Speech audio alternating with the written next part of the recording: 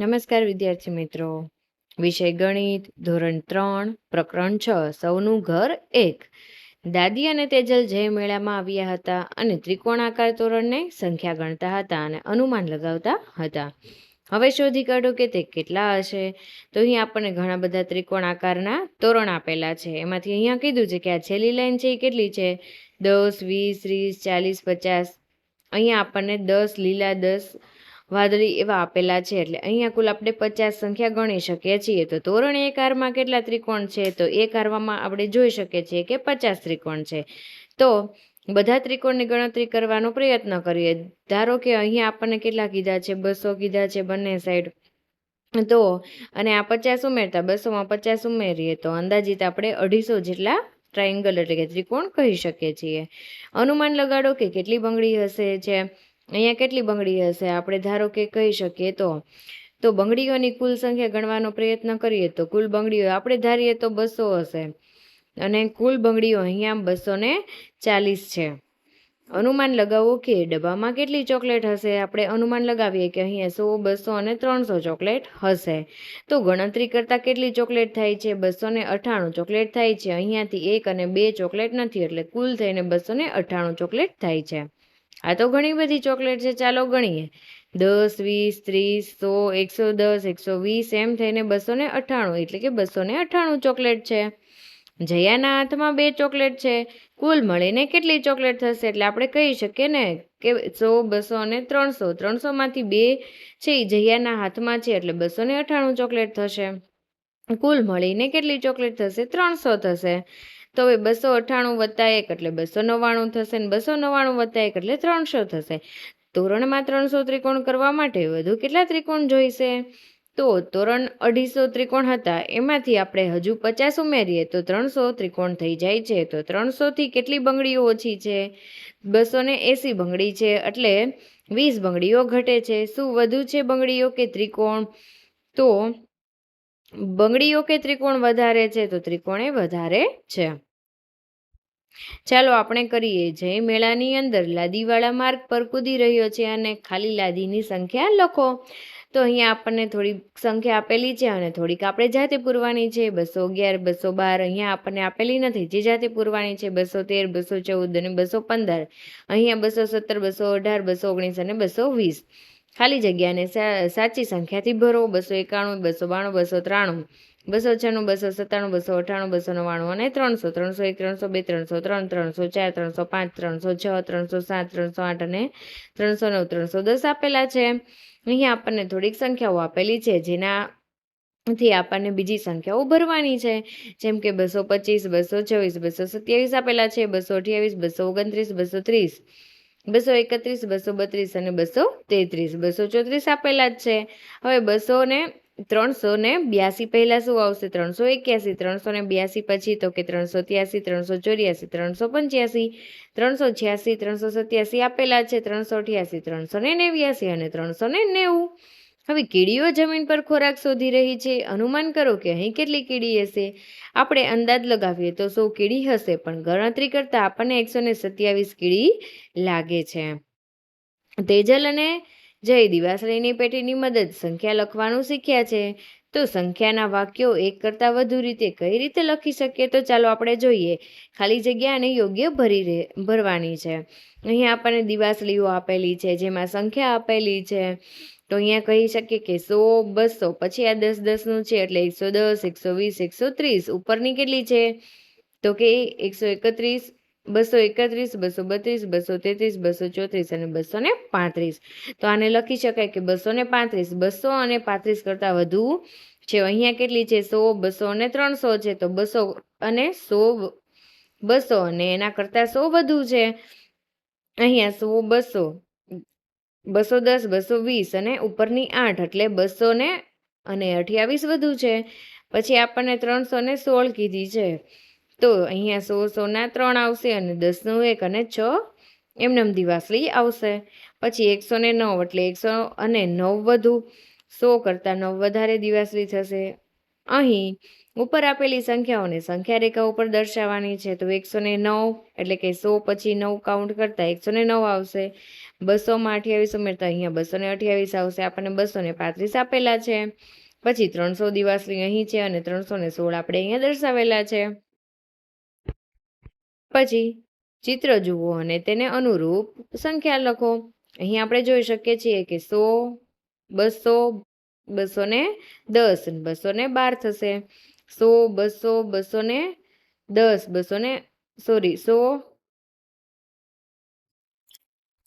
200, 210 અને 211 થશે. અહીંયા 100, 200, 300, 301, 100, 200, 300, 310, 100, 200, 10, 20, 30 એટલે 230 અને ઉપરની 7 એટલે 237 થશે. અહીંયા 100, 200, 10, 20, 30, 40 એટલે 240 ને ઉપરની 6 એટલે 246 થશે. આગળ જોઈએ. ચિત્રમાં દર્શાવ્યા પ્રમાણે સંખ્યા પેટી બનાવો. નીચેના જણાવ્યા મુજબ સંખ્યાને વધારો અથવા તો ઘટાડો. તો 285 આ સંખ્યામાં 1 વધારીએ તો કેટલા થશે? 286 થશે. 147 આ સંખ્યામાં 10 વધારીએ તો 147માં 10 વધારતા 157 થાય છે. 367 આ સંખ્યામાં 2 ઉમેરતા 365 થાય છે. 367માં 2 ઘટાડતા 365 થાય છે. 289માં 10 ઘટાડીએ તો 279 થશે. 290માં આ સંખ્યામાં 20 વધારીએ તો 310 થાય છે. ચાલો આપણે રમીએ. ધ્વજ એટલે કે ફ્લેગની રમત છે. ચાલો આપણે અનુમાન લગાવીએ, રમત રમીએ. તેજલ 200 થી 210 વચ્ચેની સંખ્યા વિશે વિચાર્યું છે. જય એનું અનુમાન લગાવશે. હવે ધ્વજ છે એ જમણી તરફ શું નિર્દેશ કરે છે? સંખ્યાઓનું અનુમાન વધે છે. હવે જે સાઈડ આ ધ્વજ છે એ દેખાય છે આપણને, તે સાઈડ સંખ્યા વધે છે કે ઘટે છે તેનું અનુમાન લગાવી શકીએ છીએ. તો અહીંયા છે આણે 205 કહ્યું છે, તો 205 નહીં, અહીંયા 205 એક ખોટું છે. પછી ધ્વજ ડાબી બાજુ શું નિર્દેશ કરે છે કે આ સંખ્યા છે એ ઘટતી જાય છે. તો કે 208, તો કે ના, 208 પણ ખોટું છે. આ બંને વચ્ચેની સંખ્યા હશે. તો 206 અથવા તો 207 એ પણ ખોટું છે, 206 પણ ખોટું છે. તો હવે તમારા મિત્ર સાથે આ રમત રમવાની છે. જાદુઈ ગણતરી. કોઈ પણ સંખ્યાનું નામ લખો. તે સંખ્યામાં નાના અક્ષરોની સંખ્યા ગણો અને નીચેની નવી સંખ્યાઓનું નામ લખો. પુનરાવર્તન કરતા રહો. જુઓ શું થાય છે. પછી આપણે શું કરવાનું છે? જો અહીંયા આપણને 235 આપેલા છે. 235માં કુલ 5 અંક આવે છે. 5 શબ્દ આવે છે. 235માં 5 અક્ષરો છે. એમાં પહેલા આવશે 5, પછી 2, 1, 2. અહીંયા શું કીધું છે આપણને? 1, 2. આપણે જેમ લખીએ છીએ એનું પુનરાવર્તન કરવાનું છે. તો પહેલા કુલ 5 શબ્દો છે, એમાં અહીં છે 2, પાછું 1, 2, 1. એવી રીતના આપણે પુનરાવર્તન કરેલ છે. અહીંયા છે 187. તો 187માં આપણને પહેલા તો 6 અક્ષર દેખાય છે, એટલે 6 અક્ષરો આવશે. અહીં 1, 2, 1, 2માં આપણે પુનરાવર્તન કરેલું છે. શું તે કહેશો કે 1 અથવા 2 સાથે સમાપ્ત થશે? અહીંયા આપણે જોયું કે 1 અથવા 2 સાથે જે સમાપ્ત કરવાનું છે. હવે 204માં અહીંયા 4 અક્ષર આવશે અને પછી 2, 1 આવશે. હવે રેખાને લાઈન પરથી સંખ્યા લખો. તેજલ, જય અને ભોલુને કહો કે હવે પછીની 100 મીટર સંખ્યાઓ શું છે તેની નીચેની સંખ્યા પર લખો. કે શું તમે દિવાસળીનો ઉપયોગ કરીને સંખ્યા બતાવી શકો છો? હા, આપણે દિવાસળીનો અલગ અલગ ઉપયોગ કરીને આ સંખ્યાઓ બતાવી શકીએ છીએ. તો જુઓ, 0, 100, 200, 300 ને અહીંયા કેટલી આવશે? 400 આવશે. ચાલો આપણે કરીએ. તેજલ અને જય તેમને સંખ્યાઓના નીચેના સંખ્યા રેખાઓના નંબર પર દર્શાવેલા પ્રયત્ન કરી રહ્યા છે. અહીંયા આપણે સંખ્યા રેખા ઉપર દર્શાવવા માટે થોડાક અંક આપેલા છે. 216 ક્યાં દર્શાવશું આપણે? 210 અને 220ની વચ્ચે અહીંયા થોડુંક સાઈડમાં 216, પછી 243, 240, પછી અહીંયા 243, 257 છે, 260 પહેલા 257 આવે છે. નીચેની સંખ્યા રેખા ઉપર 329 જુઓ, અહીંયા 330 પહેલા 329, 332 છે, 330 પછી 332, પછી 340 પહેલા અહીંયા આપણને જે ખૂટતી સંખ્યા છે એ પહેલા પૂરી કરી દઈએ. 340, 10 નો ઉમેરો કરવાનો છે. 340, 350, 360, 370 આપેલા છે, 380 અને 390. અહીંયા આપણને 340ની થોડાક આગળ જતાં આપણને 337 મળે છે. 375 છે એ 370 અને 380ની બરોબર વચ્ચે 375 આવે છે. 387 છે 390ની આગળ 2 અંક જતા એટલે 387 આવશે. 387 એ સંખ્યા રેખા પર 400થી કેટલી દૂર છે આપણે કહેવાનું છે. તો 400માંથી 10 કાઢતા આપણને 390 મળે છે. એમાંથી પણ 4 કાઢતા આપણને 3 કાઢતા આપણને 387 મળે છે. એટલે 10, 11, 12 અને 13 અંક પાછળ જતા 400માંથી 13 અંક પાછળ જતા આપણને 387 મળે છે. કોણ મોટું છે 393 કે 400? હવે તમને ખબર પડી જ જશે કે 393 મોટું છે કે 400 છે. તો જે અંક મોટો હોય એ મોટું હોય છે એટલે 400 છે એ મોટું છે. સંખ્યા રેખાનો ઉપયોગ કરીને બતાવવાનું છે કે 400થી 393 કેટલું દૂર છે. તો ચાલો આપણે જોઈએ. અહીંયા 391, 392, 393, 394, 395, 396, 397, 398, 399 અને 400 છે. કેટલા અંક દૂર છે? તો અહીંયા 1, 2, 3, 4, 5, 6 અને 7 છે. 7 કૂદકા પાછળની તરફ લગાવીએ ત્યારે આપણને 400 સુધી પહોંચીએ છીએ એટલે 7 અંક દૂર છે. હવે 5 છે. આટલી મોટી દોડધામ પછી તેજલ અને જય ભૂખ્યા થયા છે. તેઓ ફારૂક કાકાની મીઠાઈની દુકાને જાય છે. હવે એ લોકો આ બધી ગણતરી કરીને થાકી ગયા છે તેથી એને ભૂખ લાગી છે. ચાલો જોઈએ. હવે ઉપરની ચોકીમાં મૈસૂર પાકના કેટલા ટુકડાઓ છે. હવે બંને ભાઈ અહીંયા પણ ગણતરી કરી લે છે. તો ચાલો જોઈએ. હવે ઉપરની ચોકીમાં અહીંયા છે મૈસૂર પાકના કેટલા ટુકડા છે. તો અહીંયા મૈસૂર પાકના છે 45 ટુકડા છે. ક્યાં મૈસૂર પાકના કુલ કેટલા ટુકડા હશે? આ બધા ખોખામાં જોતા મૈસૂર પાકના કુલ કેટલા ટુકડા હશે એટલે કે 100, 200, 300, 400 ને ઉપરના 45 એટલે 445. કાકા પાસેની ટ્રેમાં કેટલા લાડુ હશે? અહીંયા જુઓ કુલ કેટલા લાડુ હશે તો કે 100, 200, 300, 400 અને 469 હશે. કાકા પાસે કુલ કેટલા ઢોકળા છે? તો ઢોકળા છે કાકા પાસે કુલ કેટલા છે કે 100, 200, 300, 400 ને 470 હશે. કાકા ટ્રેમાં વધુ લાડુ ભરવા જઈ રહ્યા છે તો કેટલા લાડુથી ટ્રે ભરાઈ જશે? તો હજી તેમાં 31 લાડુ ઘટે છે. હવે છેલ્લી ટ્રે ભરાઈ ગયા પછી તેમની પાસે કુલ કેટલા લાડુ હશે? હવે 500 લાડુ થઈ જશે. નીચે આપેલા સંખ્યા રેખા ઉપર આ સંખ્યા આપણે દર્શાવવાની છે 423. તો 423 અહીંયા આપણને આપેલા છે. 487 તો જુઓ 483 પછી અહીંયા 487 આવે છે થોડાક આગળ જતા. 438 તો 433 પછી થોડાક આગળ જતા અહીંયા 438 આવે છે. 476 અહીંયા 473 પછી થોડાક આગળ જતા 476. અહીંયા આપણને 500 પણ દર્શાવવાના કીધા છે. અહીંયા કયો આવશે તો કે 503 આવશે. અહીંયા જો બધી 3 લઈને આવી છે એટલે 10, 10, 10. 413માં 10 ઉમેરતા 423. એવી રીતના 493માં 10 ઉમેરતા 503 થાય છે. ચાલો આપણે કરીએ. તેજલ અને જય એક બહુ માળી ઇમારત જોઈ છે. 100નું ઘર. તો અહીંયા આપણે જોઈ શકીએ છીએ કે 100નું ઘર છે. છાંયાંકિત શેડેડ એટલે કે ઘર નંબર ગણતરી કર્યા વિના શોધો અને તમારી પદ્ધતિ જણાવો. ચાલો આપણે પહેલી લાઈન છે એ પૂર્ણ કરી દઈશું. કેવી રીતના પૂર્ણ કરશું તો ચાલો જોઈએ. અહીંયા આપણને આપેલા છે 111, 112, 113. તો આપણે ગણી શકીએ કે અહીંયા કેટલા આવશે 121, અહીંયા 131, અહીંયા 141, અહીંયા 151. અહીંયા આવશે 161ની લાઈન, અહીંયા 171ની લાઈન, અહીંના 181. તો અહીંયા હવે આવશે 191. આ લાઈન આપણે 200 સુધી પૂર્ણ કરી દઈએ. 191, 192, 193, 194, 195, 196, 197, 198, 199 અને 200. તો એની આગળની લાઈનમાં જતાં આપણે કહ્યું ને કે 181ની લાઈન છે તો અહીંયા કેટલા આવશે જુઓ 198ની નીચે 188, એની નીચે 178, પછી આ સાઈડ આવતા 167, અહીંયા આવતા 155, પછી 156, નીચે આવતા 146, એની નીચે આ સાઈડ આવતા 135, 144, 153, 162, 172, અહીંયા 124. આ લાઈન પૂર્ણ કરતા 114, 115, 116, 117, 118 અને 119 અને 120 આવે છે.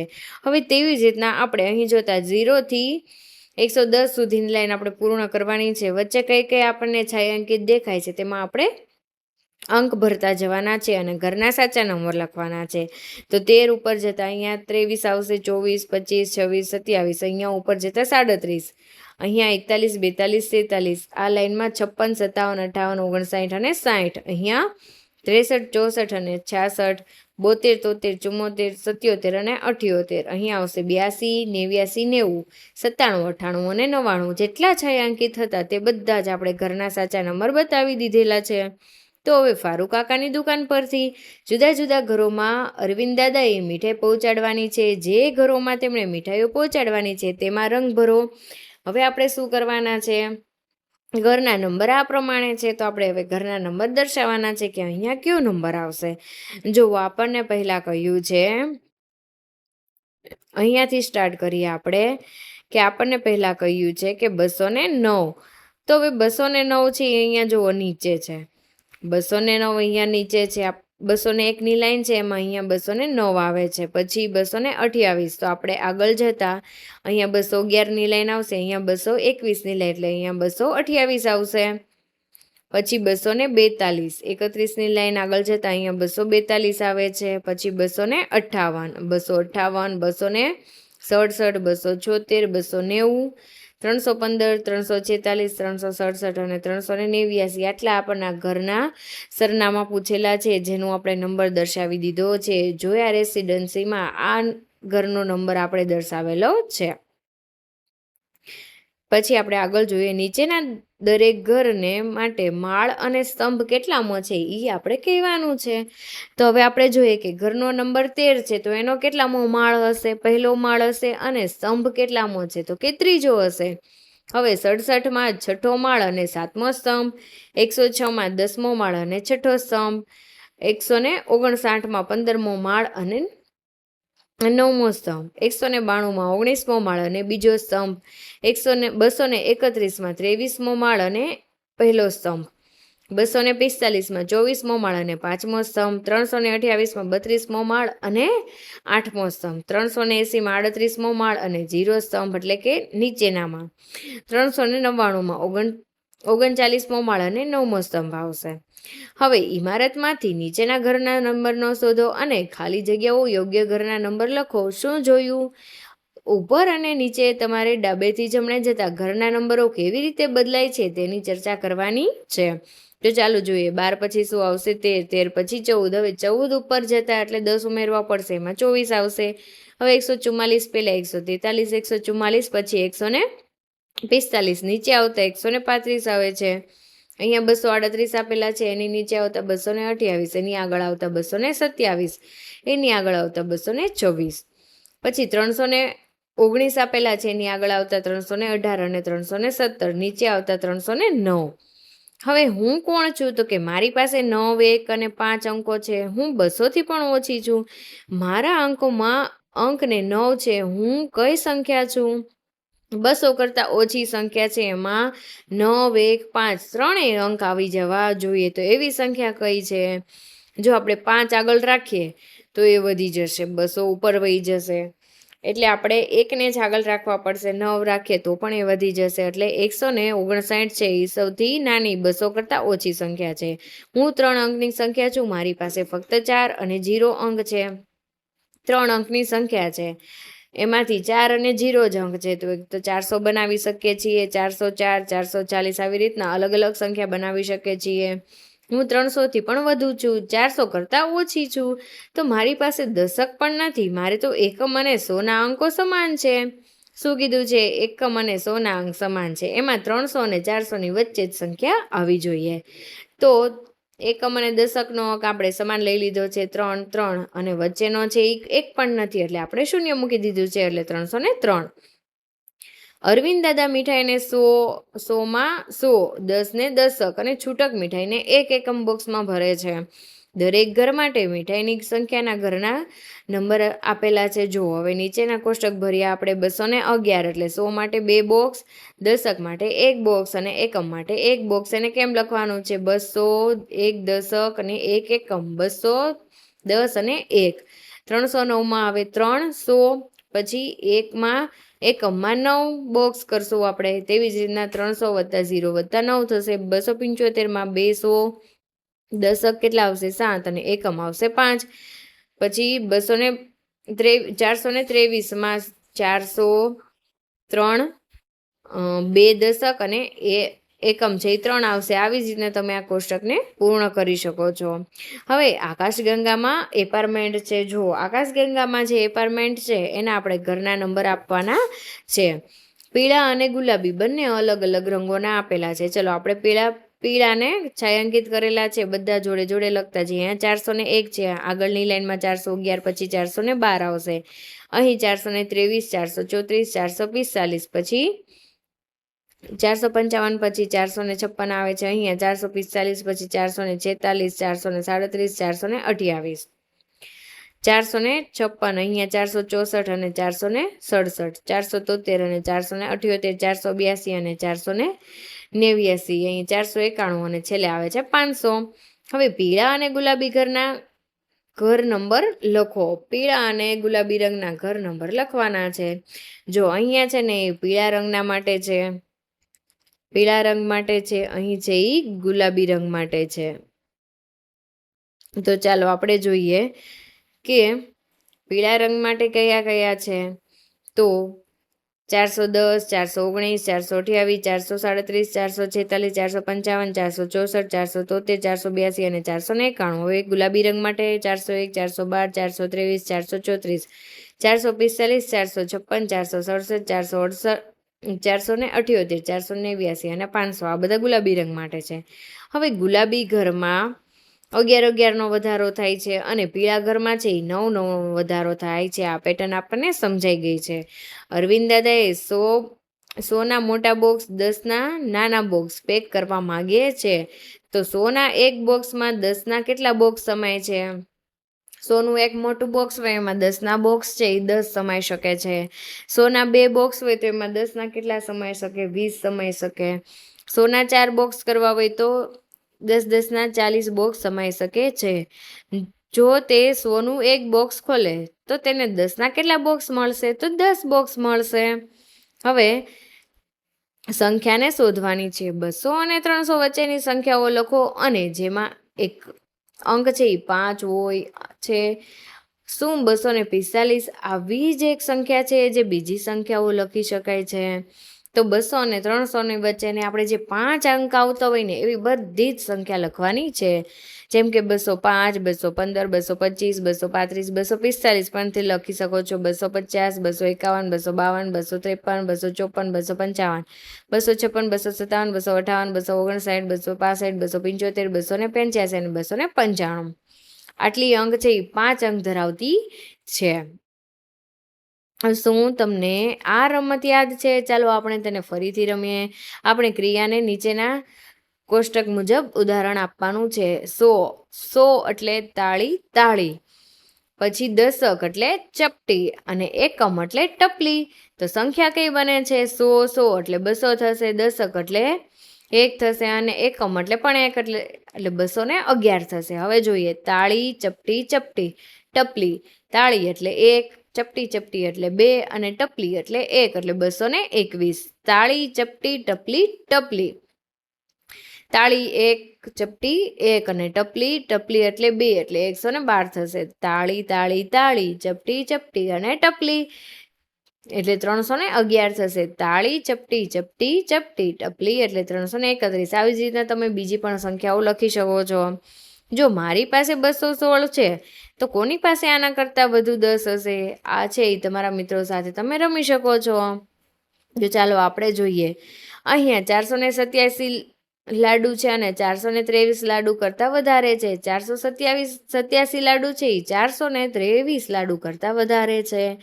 તો અહીં કહી શકીએ કે ચિહ્નનું ખુલ્લું મોઢું મોટી સંખ્યા તરફ નિર્દેશ કરી રહ્યું છે. હવે મગરનું મોં છે એને શું કરવાનું છે આપણે? તો મગરના મોંને જે સંખ્યા મોટી છે તેની તરફ જ મગરનું મોઢું ખુલે છે.